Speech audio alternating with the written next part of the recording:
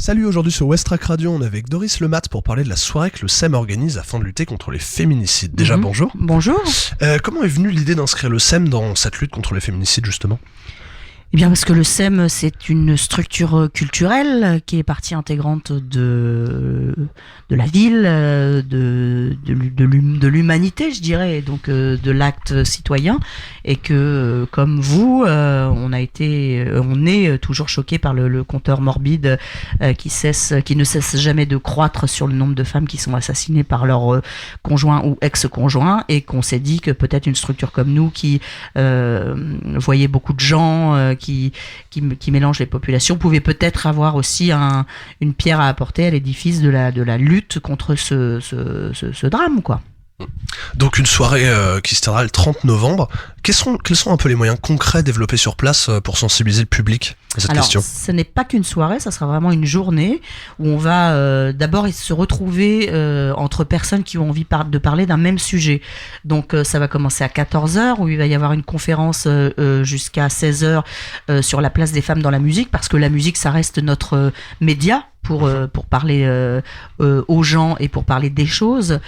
Donc ça, c'est une conférence qui est faite par un des salariés du SEM qui s'appelle Bastien Cantillon. Donc c'est la place des femmes dans la musique jusqu'à la fin des années 70.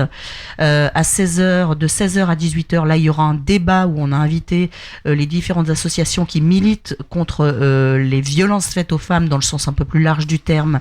Donc un débat avec le public, donc avec ces associations-là.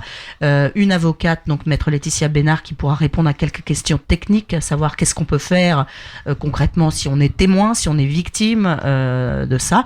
Et puis on aura un représentant du département chargé en mission sociale, en fait, qui viendra peut-être nous apporter la parole institutionnelle, nous indiquer qu'est-ce qui est concrètement fait pour venir en aide aux femmes qui sont en danger aujourd'hui. Tu parlais des associations. À quelles associations, justement, seront reversés les bénéfices de cette journée ? Alors, c'est pas les bénéfices qui seront reversés, ce sont les recettes, ce qui est différent, puisque, effectivement, c'est l'intégralité des recettes qui va être versée avec les concerts qui vont avoir lieu après.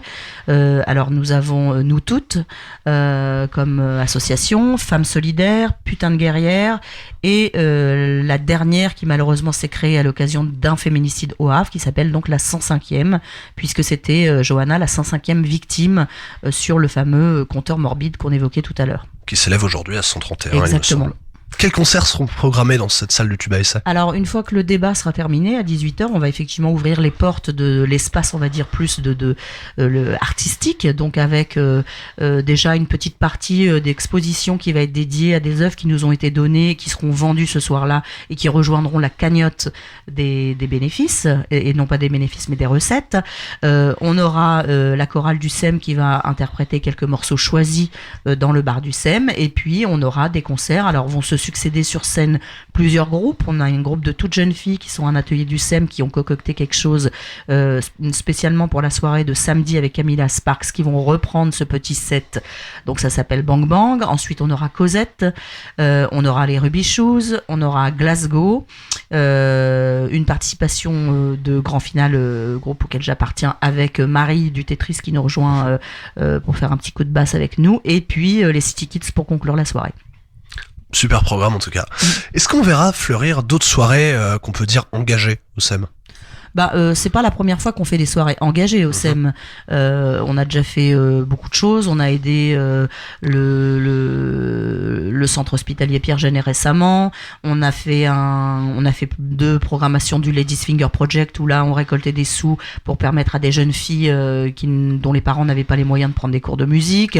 On a déjà fait des opérations avec le peuple syrien pour faire connaître un peu leur culture et aussi les amener un peu dans un contexte qui était un peu différent du leur. On fait beaucoup de choses au SEM de ce point de vue-là, quoi. Donc oui, je pense que c'est dans notre ADN de participer. On fait les requérants du cœur, voilà, prochainement. C'est dans notre ADN de participer à des quand on nous sollicite à participer à des manifestations comme ça, parce que on ne peut pas faire partir d'un lieu culturel et s'exclure de ce qui se passe. Et donc, au contraire, on accueille toujours assez volontiers, je dirais, les projets de cette sorte, quoi.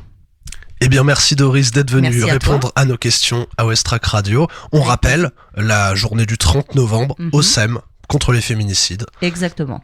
C'est À partir super. de 14h. Merci encore. Merci à une prochaine à toi. fois. Au revoir.